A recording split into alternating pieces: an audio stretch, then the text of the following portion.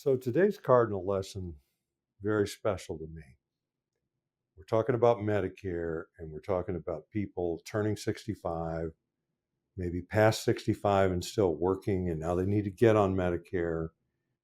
And many people, thousands of people have come to us and watched our videos and they've benefited from those. And what we're doing today is we're just outlining our process, how it's a decision tree. Okay. So people get in bad places when they're doing this Medicare process. And what we're going to outline for you is all the decisions that you need to make in the process of getting Medicare, getting on the right plan, and then picking an insurance company and buying insurance to go along with Medicare. So I want to bring Tom on, and Tom's going to talk about why we're doing this video. Yeah, we're doing this video because we really want to lay out the decisions that you face when you turn 65 and are eligible for Medicare. And if you don't make these decisions, they are going to be made for you, and oftentimes you're going to end up in a bad spot. So really, we just want to walk you through our decision-making process when we're talking with clients, when we're talking with you if you call us, of how we think about it. And what I would recommend, and I'll pull the show notes up here, is if you're turning 65, print these show notes out and follow along and sort of do this yourself, and you'll help you sort of end up in a good spot. But you can find these show notes at the link below the video. They're also on our website. But if you have questions, just give us a call. We'll be happy to help. Okay. So when somebody or a person, or when you call in, what we're going to want to know from you first is, what's your insurance? What are you on now? What are you doing for health insurance?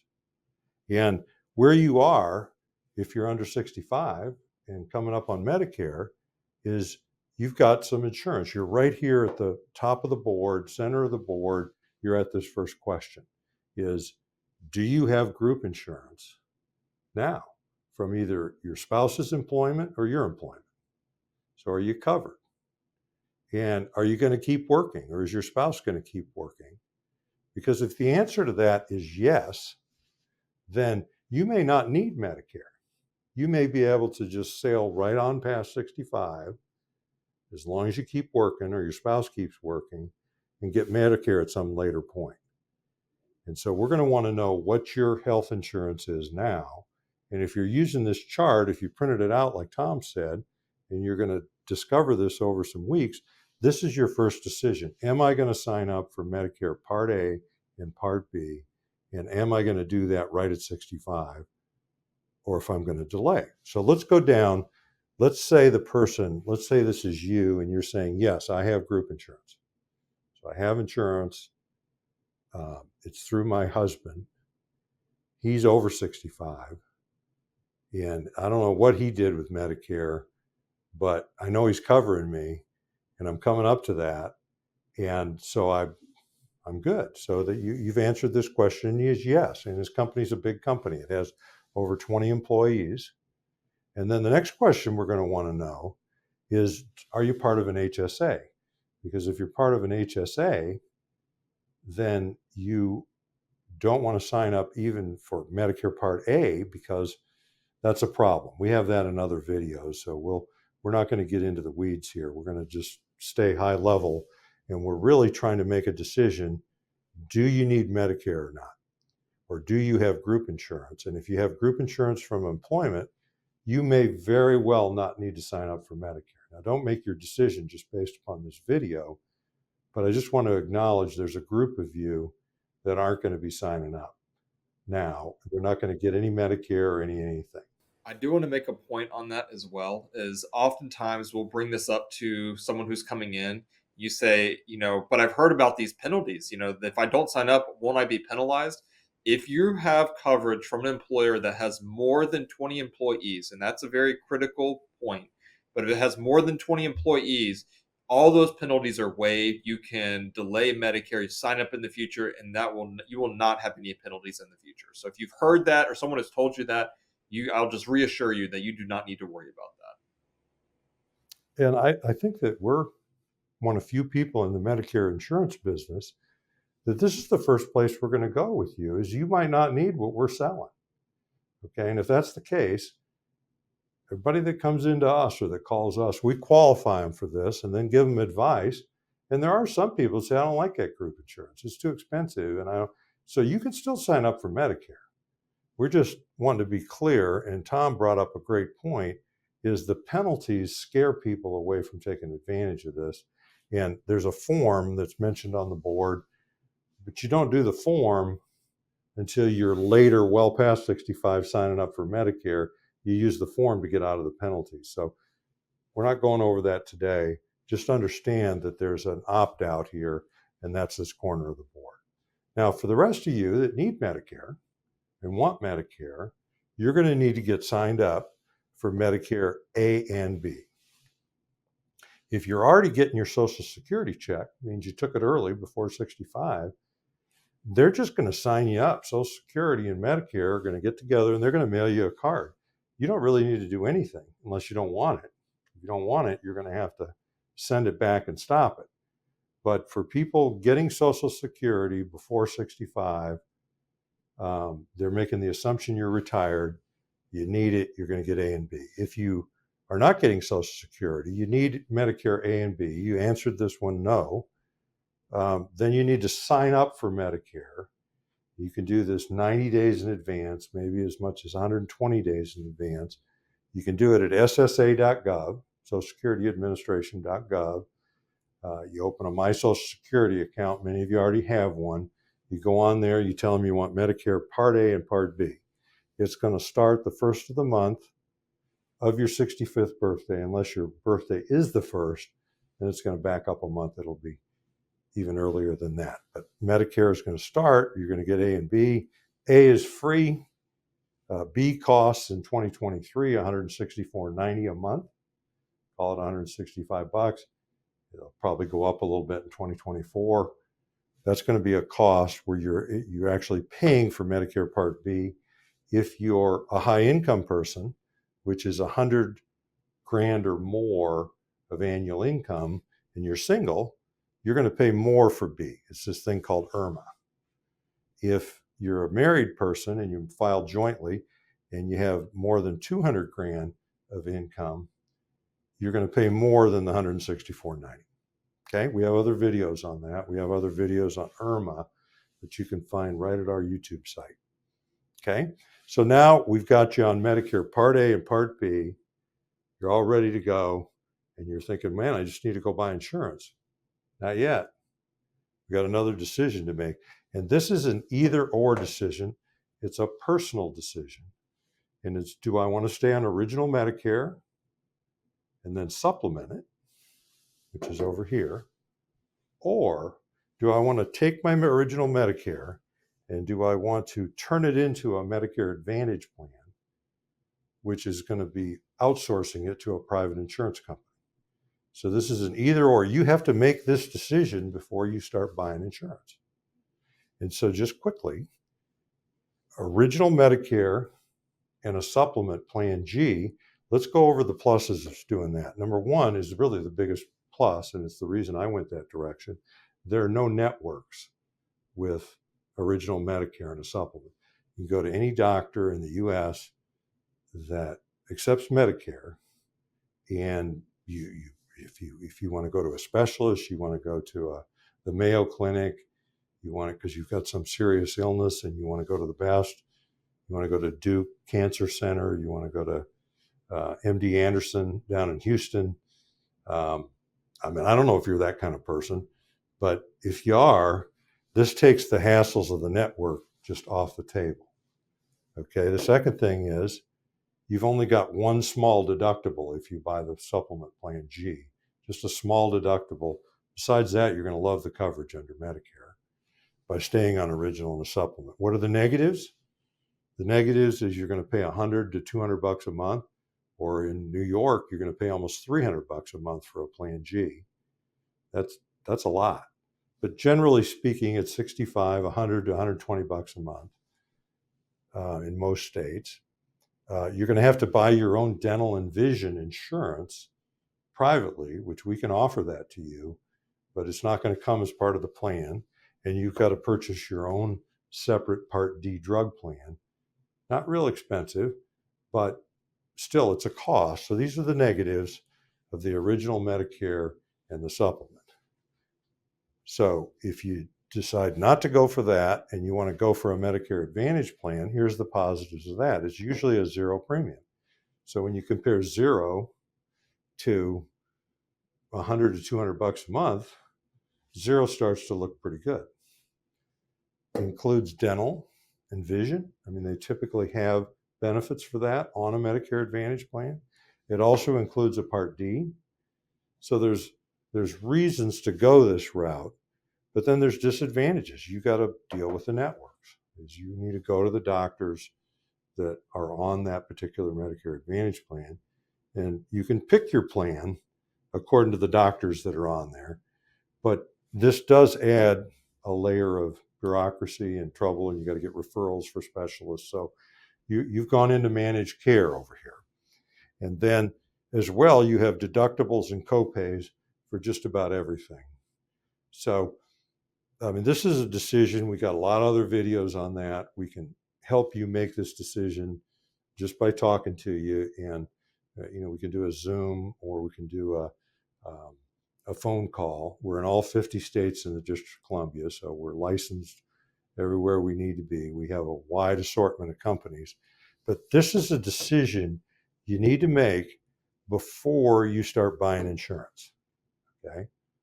And unfortunately, most people, and this could be you, researching this subject, you just started here and you didn't even know which side you were on. You just get all this mail that's coming to you, and you receive this and you start reading it, and you're really not discerning, is this a Medicare Advantage plan that they're trying to sell me, or is this a Medicare supplement that they're trying to sell me? Which side am I on? And then you may very well, a lot of people don't even know the difference between the two. And there's people that are trying to get this information out of this. They just put it in a stack.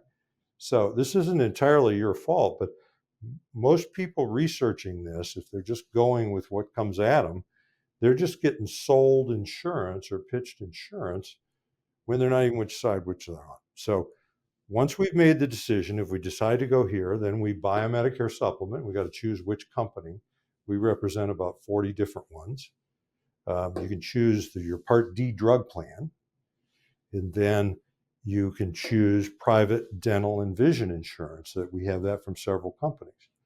And we actually have a rate calculator on our website that's free under the Medicare tab, and you don't even have to tell us who you are, so you can shop Plan G's and just see the different prices in your zip code for all the different companies. So you can do a little research, but again, I'm going to recommend that you print this board out and you have it there if you're just beginning the process, and then you can just flow through and use the flow chart or the decision tree to make sure you don't get mixed up.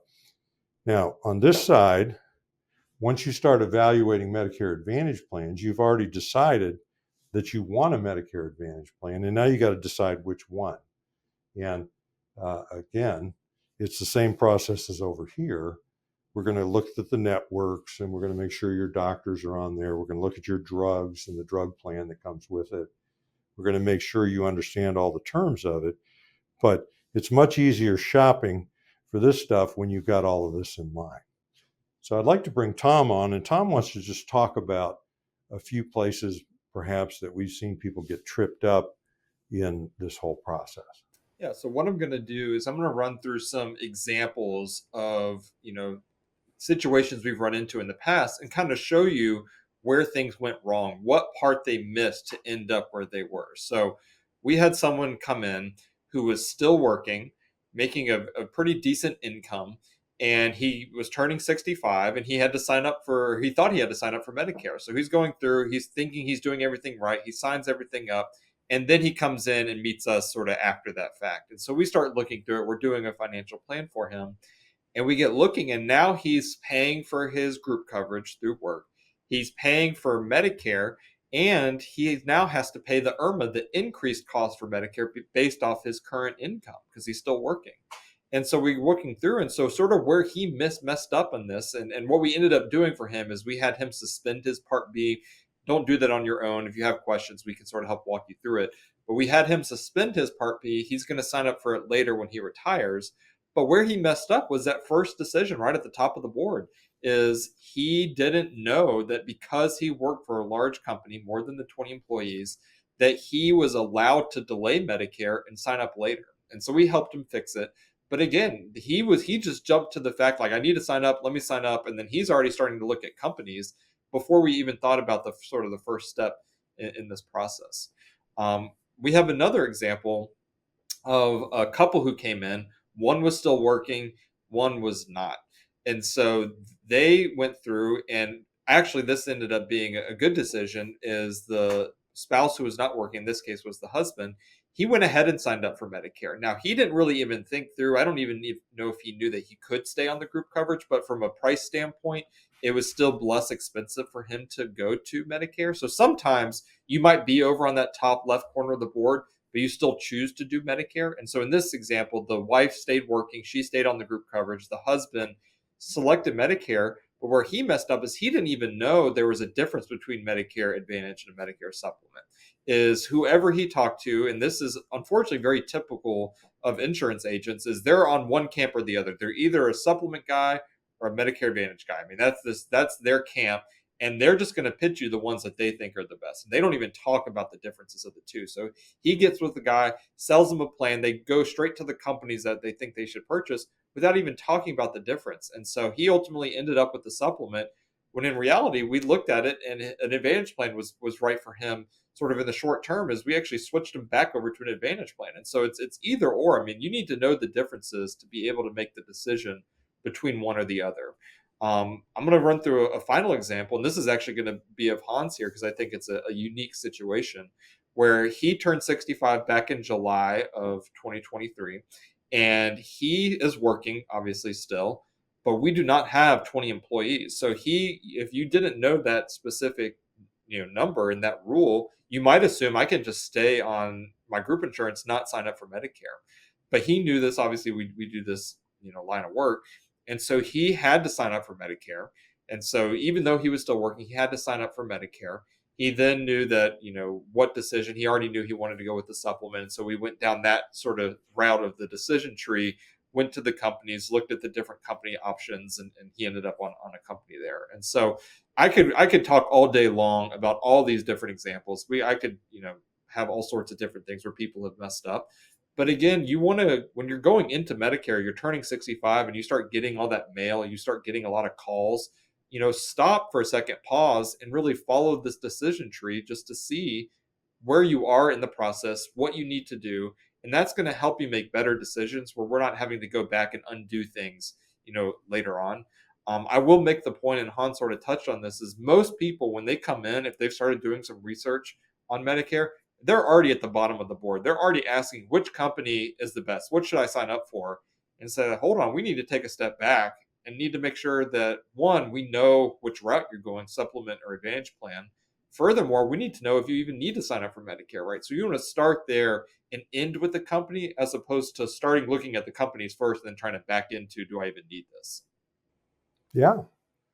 I mean, and there's all kinds of armchair experts out there. I mean, when people come to us, we have to undo many times advice they've gotten from other people that are a few years ahead of them. And a lot of that is people are warning them about penalties, like, oh, you got to sign up for Medicare because you're going to get penalties. You're going to get people, a lot of times, healthy people that have been on their plan for 2 or 3 years, whether it's either original Medicare and a supplement or Medicare Advantage, the people have been healthy and they say, oh, my plan's great. You want to go with this? And then the people come in and they say, all I know is that Myrtle told me this or Mary told me this, and that's what she has. And I want that. Well, hold on a minute. Is as if they're healthy, they haven't even tried the thing out. Or maybe it's just small things that they've had, but that's the first question I want to ask about whatever person is advising them to get their own same plan is, have they used it? And So you get all kinds of advice from people, and we'll deal with that, and we want to factor that in. And sometimes it's good advice. Um, we work with this flow chart. This is what is in our mind, and you got to do these decisions in order, and we can help you through it. Now, we want to go through like what are the areas that we've talked about within the context of financial planning, and I think this one's pretty limited. I mean, it's going to be Medicare, maybe a little bit of tax when we talk about this business of IRMA. I mean, IRMA is the deal where people that have a high income in retirement are facing what really is a surtax on their Medicare. They're going to pay a lot for Medicare if they've had a high income. And if they've had a high income in the past, we're going to help them through that and appeal IRMA and do all that kind of stuff. I would say probably Social Security a little bit too, just in the fact if you're already on Social Security, you don't need to take action to sign up for Medicare. Okay, very good. So I want to bring Tom back on. I'm Hans Scheil. And I'm Tom Griffith. And we thank you very much for listening. Thank you.